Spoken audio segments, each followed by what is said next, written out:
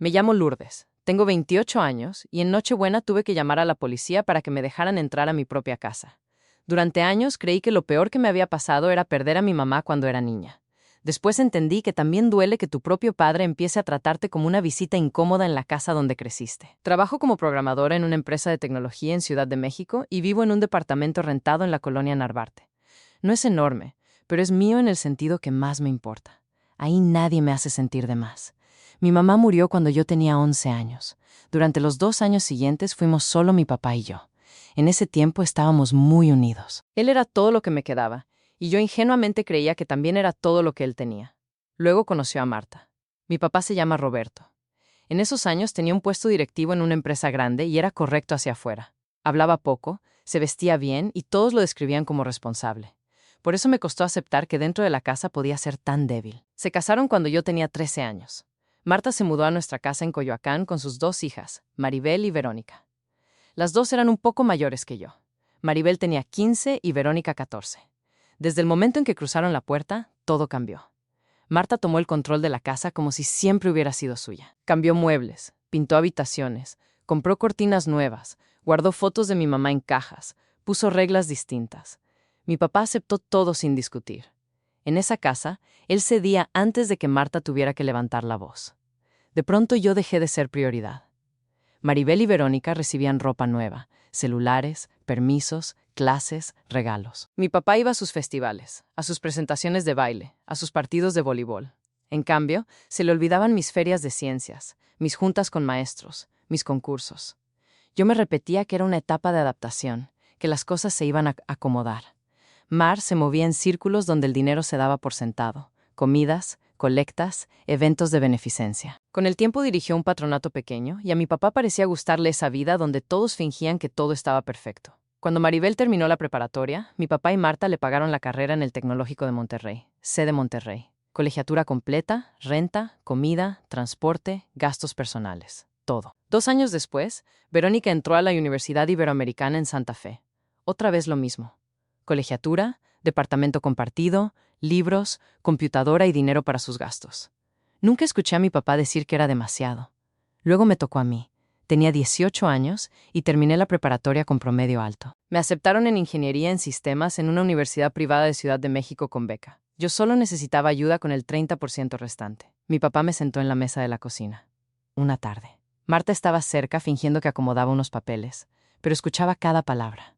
Lourdes, ya estás grande, me dijo. Tienes que aprender a resolver tu vida. Lo miré sin entender.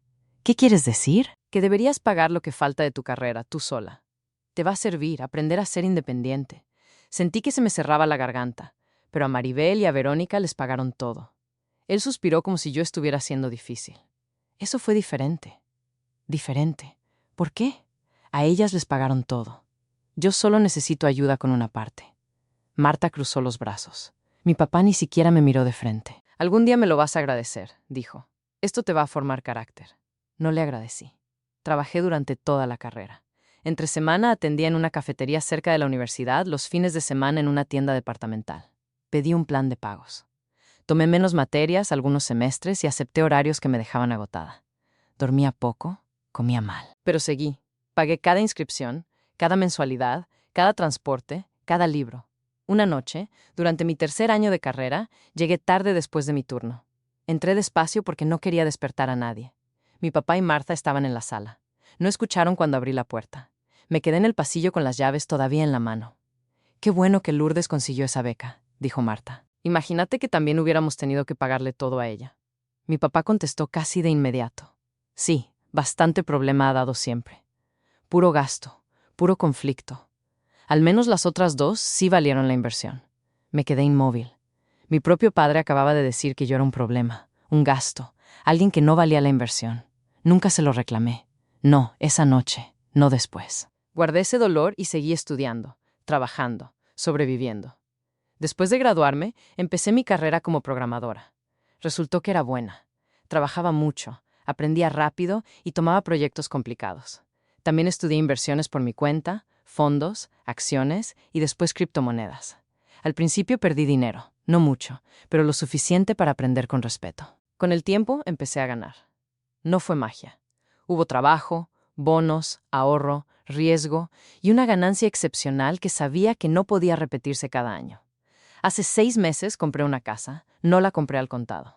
Traía una hipoteca pesada, años de ahorros y dinero de inversiones que decidí sacar antes de volver a arriesgarlo. Aún así, era mía. Era una casa hermosa en Valle de Bravo, cerca de Avándaro. Tenía vista al lago entre los árboles, 4 recámaras, cocina moderna, chimenea, terraza y espacio para respirar. Era el tipo de lugar que yo imaginaba de niña cuando pensaba en una vida sin desprecios escondidos. Cuando se lo conté a mi papá, a Marta y a sus hijas, parecieron impresionados. Incluso Marta hizo comentarios positivos. Cosa rara en ella. «Qué bonita inversión», dijo. «Te fue muy bien. Por alguna razón que ahora me cuesta entender, decidí invitarlos a pasar Navidad ahí. Maribel también llevaría a Bruno, su prometido. Una parte de mí seguía queriendo que mi papá me mirara con orgullo. Quería creer que algo podía repararse. Le mandé a mi papá las llaves y le transferí 50,000 pesos por el sistema de pagos electrónicos interbancarios para comida, bebidas, adornos, leña, limpieza previa y apoyo para dejar la casa lista. Ya lo tenía dado de alta como beneficiario, así que la transferencia pasó sin problema. Él prometió que Marta y él se encargarían de todo. Nosotros vemos las compras, la cena y la decoración, me dijo. Tú solo llega el 24 con tus regalos. No te preocupes por nada, hija. Va a quedar perfecto. Le creí. Llegó Nochebuena. Cargué mi coche con regalos, postres, pan de temporada, vino, café, sidra y chocolates. Iba emocionada y nerviosa, queriendo que algo saliera bien, aunque una parte de mí ya no esperara demasiado. Salí de la Narvarte alrededor de las 4:30 para evitar lo peor, pero la ciudad estaba pesada. Entre la salida hacia Toluca, las casetas y el tráfico de Nochebuena, manejé casi 3 horas. Llegué cuando ya estaba oscuro. La casa se veía preciosa por fuera. Había luces cálidas en la terraza, una corona navideña en la puerta y humo saliendo de la chimenea. A través de la ventana se veía el árbol encendido. Por un momento pensé, lo logramos. Tomé la primera bolsa de regalos y caminé hacia la entrada. Hacía frío, el aire olía a bosque y leña. La neblina estaba baja y el frío se me metía por las mangas del abrigo. Toqué la puerta. Maribel abrió, pero solo un poco. Tenía puesta la cadena. Apenas podía ver una parte de su cara por la abertura. «¿Qué haces aquí?», preguntó. Pensé que estaba bromeando. «¿Cómo que qué hago aquí? Es Nochebuena. Esta es mi casa». Maribel me miró con una tranquilidad que me dio miedo. «Decidimos que esta Navidad la vamos a pasar solo con la familia de verdad. Sin ti desde adentro escuché risas. La voz de Marta, la risa de Verónica, mi papá diciendo algo entre dientes y la voz de Bruno. Sentí que el cuerpo se me enfriaba más que las manos. «Maribel, esta es mi casa. Yo la compré». Ella me interrumpió. «Adiós, Lourdes». Cerró la puerta en mi cara. Me quedé parada frente a mi propia entrada con una bolsa de regalos en la mano. Mi casa, la que yo había pagado con años de trabajo. La casa a la que yo los había invitado, la casa que ellos habían preparado con mi dinero y me habían dejado afuera. Desde adentro se escuchaban risas, música navideña, platos y conversaciones cómodas. Todo pagado por mí. Respiré hondo, guardé la bolsa de regalos en el coche, saqué mi celular y llamé a la policía municipal. Cuando me contestaron, traté de hablar con calma. «Buenas noches. Necesito apoyo en mi domicilio. Hay personas dentro de mi propiedad y me están impidiendo entrar». La operadora pidió detalles. Le di la dirección y le dije que tenía identificación, escritura digitalizada, contrato, comprobantes de pago y predial. «Permanezca afuera y espere a los oficiales», me indicó. Volví al coche para no pasar más frío. Encendí la calefacción y miré hacia la casa. Podía verlos dentro. Marta servía vino. Verónica reía por algo que decía Bruno. Mi papá cortaba una pierna adobada. Maribel acomodaba regalos debajo del árbol. Se veían tranquilos. Como si todo eso fuera suyo, como si yo no existiera. Unos 35 minutos después llegó una patrulla. Poco después llegó otra. Bajaron 2 oficiales, serios y atentos a pesar de la fecha. «¿Usted es la propietaria?», preguntó uno de ellos. «Sí, tengo los documentos aquí». Les mostré mi identificación, la escritura digitalizada, el contrato y los comprobantes. Revisaron el domicilio y uno de ellos asintió. «Está claro. La propiedad está a su nombre». «Ellos no me dejan entrar», dije. Mi hermanastra me dijo que querían pasar Navidad solo con la familia de verdad. En mi casa, el oficial levantó las cejas, pero mantuvo el tono profesional. «Vamos a hablar con ellos. Usted autoriza el ingreso si abren». «Correcto. Sí, los autorizo». Caminamos hacia la puerta. Los oficiales tocaron con fuerza. Golpes, secos, firmes, de esos que no se pueden ignorar. Bruno abrió. Su rostro cambió en cuanto vio los uniformes. «Buenas noches», dijo el oficial. «Necesitamos hablar con las personas que están dentro de la casa». Bruno se hizo a un lado. Los oficiales entraron. Yo me quedé detrás de ellos. Marja salió de la cocina con una copa en la mano. Al ver a la policía, puso de inmediato su cara de preocupación elegante. «Oficiales, ¿qué sucede? Esto es un asunto familiar». El primer oficial negó con la cabeza. «No, señora. La propietaria reporta que le impidieron el acceso a su domicilio. Ya revisamos la documentación. La casa está a nombre de ella». Señaló hacia mí. Marta apretó los labios. «Pero somos familia». Ella nos invitó. Di un paso al frente. Los invité a pasar Navidad conmigo, no a encerrarse en mi casa y dejarme afuera. Maribel me dijo que yo no era parte. Mi papá apareció en el marco de la puerta del comedor. Tenía el rostro pálido, como si no esperara verme ahí con policías. «Lourdes, ¿qué está pasando?» Lo miré sin moverme. Me dejaron afuera de mi propia casa en Nochebuena. Eso está pasando. Marta intentó sonreír, pero le salió tenso. «Oficial, todo esto es un malentendido. Estábamos terminando de arreglar la cena. Nadie la estaba excluyendo». El oficial la interrumpió. «Señora, la propietaria está solicitando que se retiren.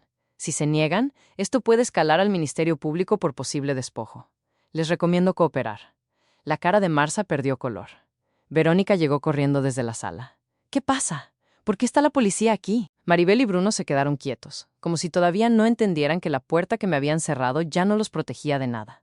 «Tienen unos minutos para recoger sus pertenencias indispensables», dijo el oficial. «Documentos, celulares, bolsos, abrigos. Después deben retirarse». Entonces empezó el caos. Marta dejó la copa sobre una mesa y empezó a recoger cosas. Verónica lloraba. Maribel gritaba que era injusto, que yo estaba exagerando, que estaba arruinando la Navidad. Bruno no decía nada. Mi papá se acercó a mí. «Lourdes, por favor, podemos hablar». «No, yo no sabía que Maribel iba a decirte eso». Sentí una risa amarga atorada en la garganta. «No sabías. Estabas adentro riéndote con ellos mientras yo estaba afuera con frío frente a mi propia casa». Abrió la boca para responder, pero el oficial se interpuso. «Señor, recoja sus cosas ahora».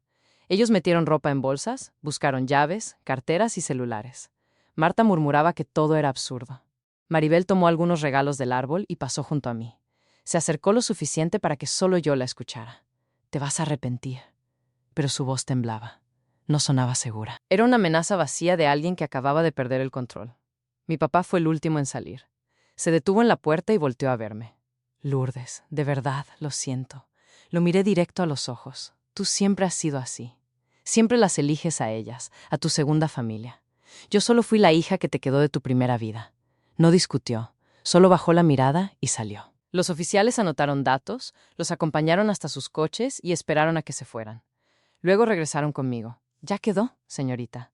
Si vuelven esta noche o intentan entrar, llame de inmediato». Les di las gracias. Se fueron. Por fin estaba sola. Entré a mi casa. El calor me envolvió apenas crucé la puerta. La chimenea estaba encendida, el árbol brillaba. La comida olía delicioso. Habían hecho un buen trabajo con mis 50,000 pesos. Dejé mis bolsas en el piso y me senté en el sillón. La casa quedó en silencio. Solo se escuchaba el fuego. Entonces vi algo entre los cojines del sillón. Un celular. Lo tomé y lo reconocí de inmediato. Era el teléfono de Marta. Lo había dejado en la prisa. La pantalla seguía encendida. WhatsApp estaba abierto en una conversación de Marta con sus amigas. Sabía que no debía mirar, pero el último mensaje hablaba de mí. Después de lo que habían hecho, ya no tuve fuerza para respetar una privacidad que ellos nunca tuvieron conmigo. Leí. Los primeros mensajes eran de la noche en que les conté que había comprado la casa. Marta escribió: «Mi hijastra Lourdes anda presumiendo que compró una casa en Valle con dinero de inversiones. Quiere que pasemos Navidad allá. Dice que ella paga todo». Una amiga respondió con emoticones de risa. Marta siguió siempre queriendo llamar la atención. Cree que por tener dinero ahora ya se volvió importante. Sentí que algo se me hundía en el pecho, pero seguí leyendo. Está desesperada porque la aceptemos. Compra una casa bonita y cree que con eso ya pertenece. Al menos esta vez nos va a servir para pasar una Navidad cómoda. Nos mandó dinero para todo. Algo bueno tenía que salir de esa niña. Me temblaron las manos. Luego vi el mensaje de unas horas antes de que yo llegara. Ya vamos para la casa de Valle. Llegaremos antes que Lourdes. Nos instalamos y cuando aparezca le decimos que queremos una Navidad de familia de verdad. La mandamos de regreso y listo.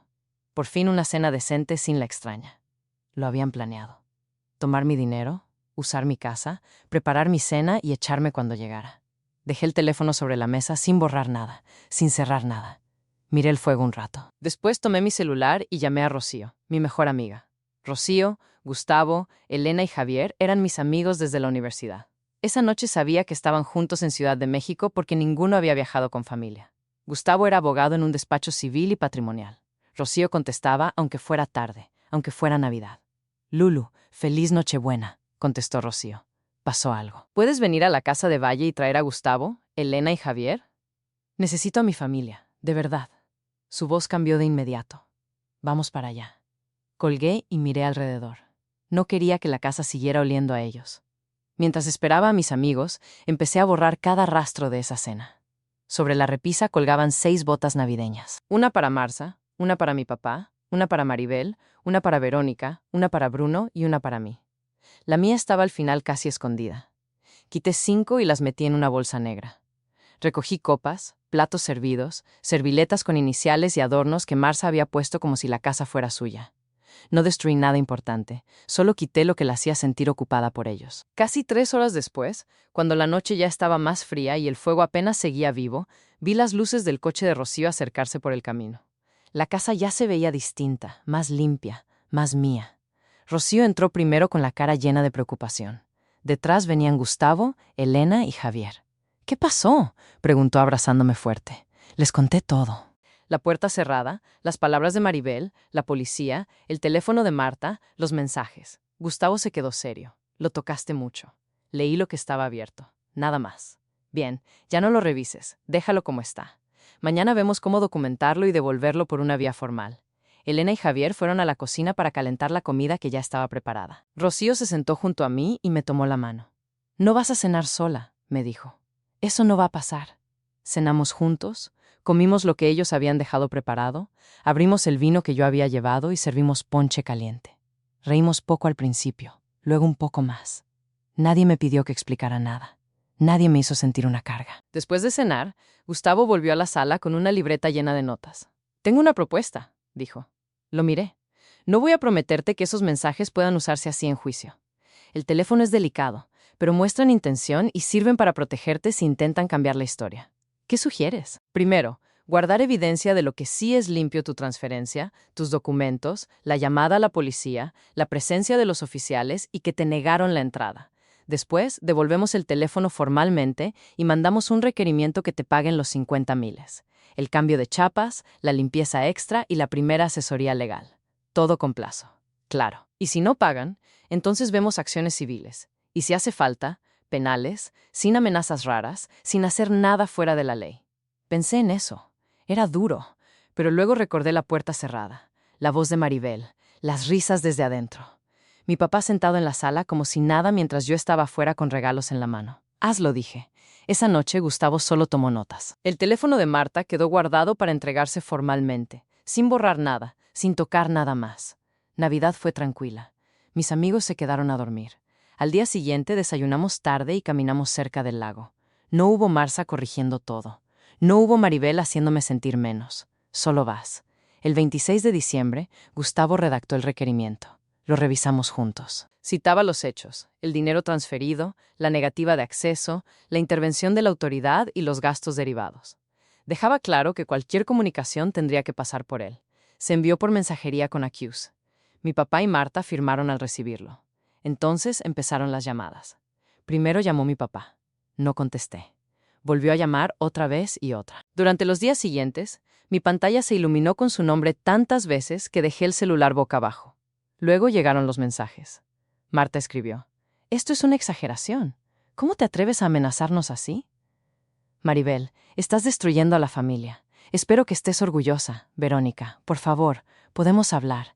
Esto ya se salió de control. Mi papá, Lourdes, contesta. Necesitamos hablar. Te lo pido, por favor. Los mensajes cambiaron con los días. Al principio eran reclamos.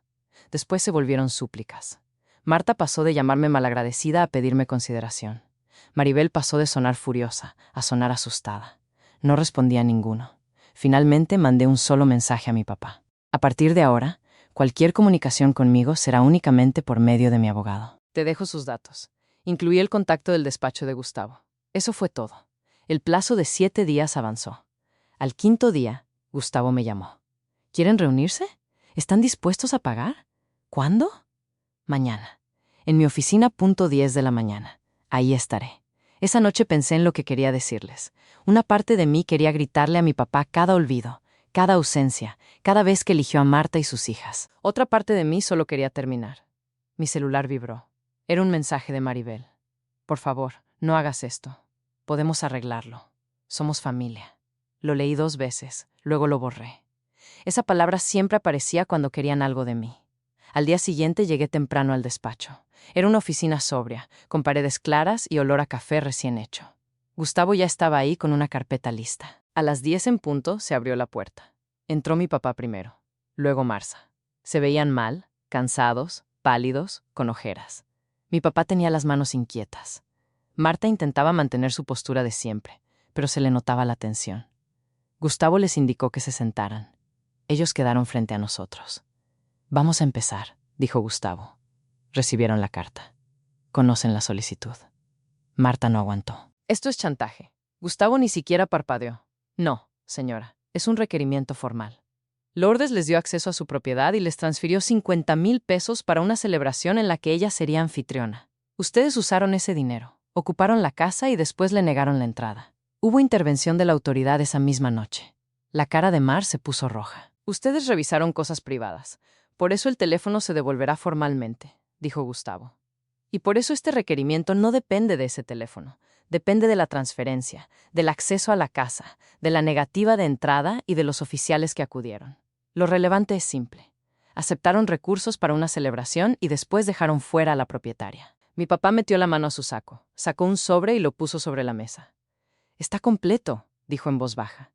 Los 50,000, las chapas, la limpieza y los gastos legales que pidieron. Gustavo abrió el sobre, revisó los comprobantes y confirmó en su computadora la transferencia aplicada. Correcto, dijo. Queda recibido. Mi papá no levantaba la mirada. Gustavo cerró la carpeta. Con esto se cierra este requerimiento, pero Lourdes no quiere llamadas, visitas, mensajes ni presiones familiares fuera de este despacho. Si eso pasa, responderemos por las vías correspondientes. Mi papá asintió rápido. Marta no dijo nada. Tenía la mandíbula tensa. Entonces, mi papá habló. Lourdes, perdón. De verdad lo miré. Te fallé, dijo. Conversad, con tus concursos, con todo. Yo sabía que Marta te hacía a un lado y me callé. No porque no lo viera, porque fui cobarde. Marta volteó a verlo incómoda. Él siguió con la voz quebrada. Tenía miedo de enfrentarla.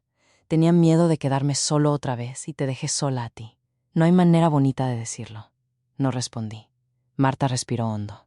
Yo también me disculpo, dijo. Nos dejamos llevar. Estuvo mal. No sonó arrepentida. Sonó como alguien que firma para terminar una molestia. Me puse de pie. Gustavo también. Adiós. Dije, no quiero volver a verlas. Ni a ti, Marza, ni a Maribel, ni a Verónica. Y contigo, papá. No sé. Por ahora también necesito distancia. Mi papá cerró los ojos un segundo. Yo salí sin esperar respuesta. Esa misma tarde fui al centro de atención de mi compañía telefónica. Había tenido el mismo número por más de 10 años. Lo cambié. Me costó, pero necesitaba cortar esa entrada. No se lo di a mi papá, tampoco a nadie relacionado con Marta. Terminé con ellos. En enero cambié chapas, claves de acceso y códigos. Contraté una limpieza profunda y dejé instrucciones claras. Nadie entraría sin autorización mía. La casa era hermosa, pero me dolía estar ahí. Yo no quería vivir en ese lugar. No todavía, tal vez nunca. Así que contacté a una agencia especializada en rentas vacacionales. La asesora fue directa. Es una propiedad excelente. Vista al lago, 4 recámaras, buena distribución, cocina moderna, terraza. Puede generar buenos ingresos, sobre todo en fines de semana y temporadas altas. Perfecto, le dije. Quiero rentarla. Enero y febrero se fueron entre trabajo, trámites, contrato con la agencia y primeras reservaciones. No era ganancia limpia todos los meses porque había hipoteca, mantenimiento y comisión, pero ayudaba a pagar la casa. Ese lugar ya no estaba al servicio de quien me había humillado. De Marza, supe poco.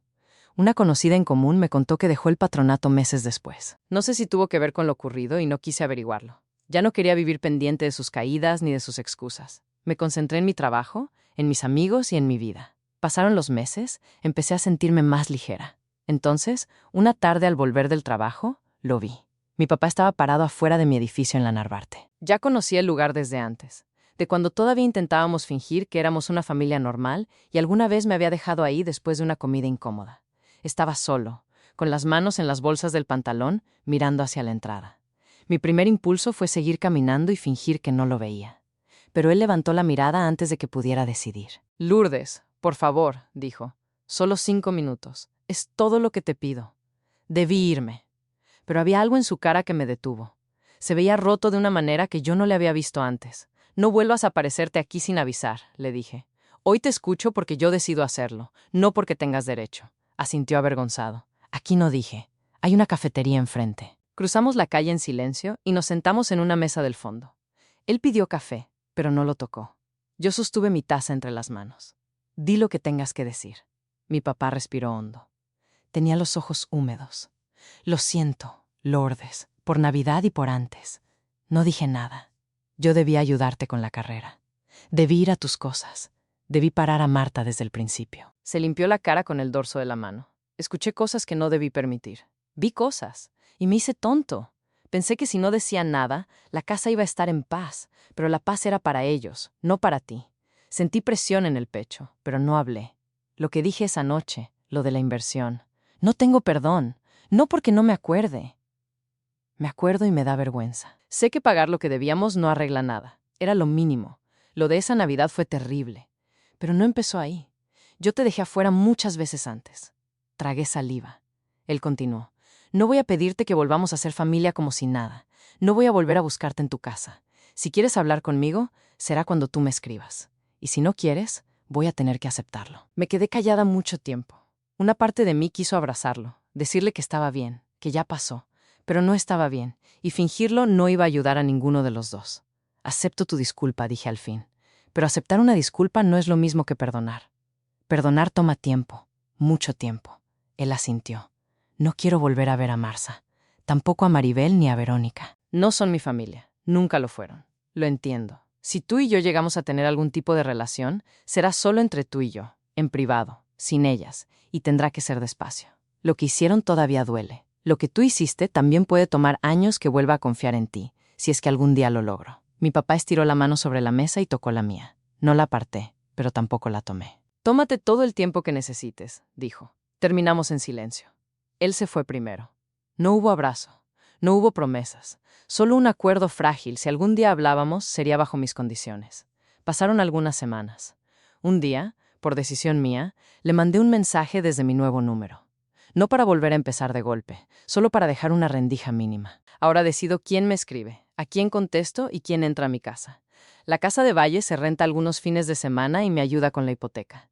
Mi trabajo me gusta, mis amigos siguen cerca. Rocío, Gustavo, Elena y Javier estuvieron conmigo cuando más los necesité. A veces todavía me duele. Hay días en que una palabra o una foto vieja de mi mamá me deja pensando más de la cuenta. Pero ya no voy a comidas donde me sientan al final. Ya no contesto mensajes que empiezan con reproches. Ya no explico por qué me dolió que me cerraran una puerta que era mía. Mi papá y yo nos escribimos a veces mensajes cortos, pasos cuidadosos. A veces me pregunta cómo estoy. A veces le respondo, a veces no. Tal vez algún día tengamos una relación real, tal vez no.